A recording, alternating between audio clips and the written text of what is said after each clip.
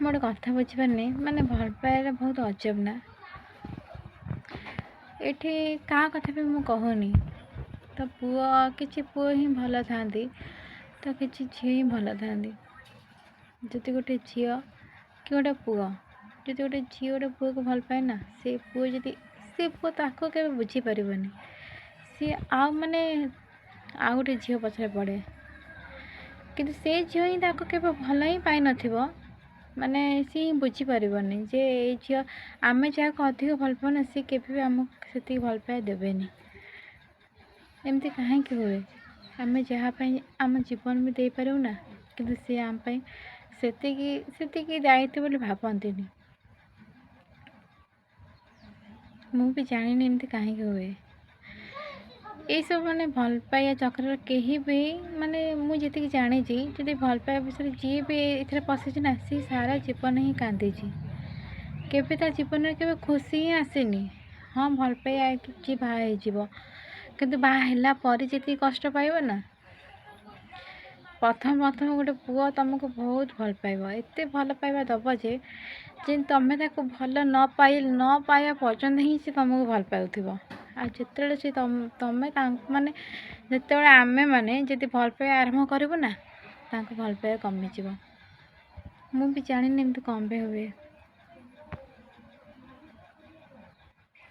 ଏଠି ମୁଁ ମୋ କଥା ହିଁ କହୁନି, ଏମିତି ପ୍ରାୟ ଲୋକ ମୁଁ ଦେଖିଛି, ତ ଏମିତି ବହୁତ କାନ୍ଦନ୍ତି। ସିଏ ତ ମରିବା ପାଇଁ ବି ପଛନ୍ତିନି। ଏସବୁ ଚକ୍ରରେ କେତେ ଝିଅ ମରିଯାଇଛନ୍ତି, ତ କେତେ ପୁଅ ହିଁ ମରିଯାଇଛନ୍ତି।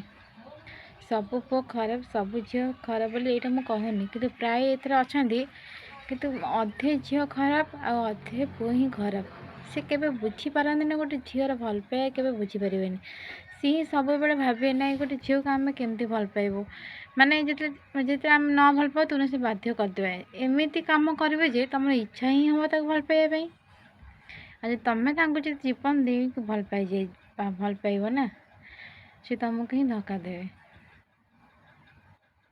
ମୁଁ ସେଟା ବୁଝିପାରେନି ଏମିତି କାହିଁକି ହୁଏ। ମୋର ଗୋଟେ ସାଙ୍ଗଟା ଥିଲା, ସିଏ ଗୋଟେ ପୁଅଟାକୁ ବହୁତ ଭଲ ପାଏ। ସେ ପୁଅ କେବେ ବି ତାକୁ ଭଲ ପାଇ ନଥିଲା। ପ୍ରଥମେ ଯେତେବେଳେ ସେ ଝିଅଟା ତାକୁ ଭଲ ପାଇ ନଥିଲା, ସେ ସେତେବେଳେ କ'ଣ କଲେ, ତାକୁ ଭଲ ପାଇବା ପାଇଁ ବହୁତ ସବୁ କିଛି କଲା। ତା ପାଇଁ ହାତ କାଟିଲା, ତା ପାଇଁ ବିଷ ଖାଇବା ପାଇଁ ବି ପଛେଇଲାନି।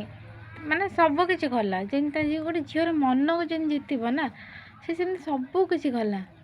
ଦେଖ, ଗୋଟେ ଝିଅ ଯଦି ତାକୁ ସେତେବେଳେ ହୃଦୟରେ ଭଲ ପାଇଲା ନା, ସେ ସେତେବେଳେ ତା ଭଲ ପାଇବା ବୁଝିପାରିଲାନି।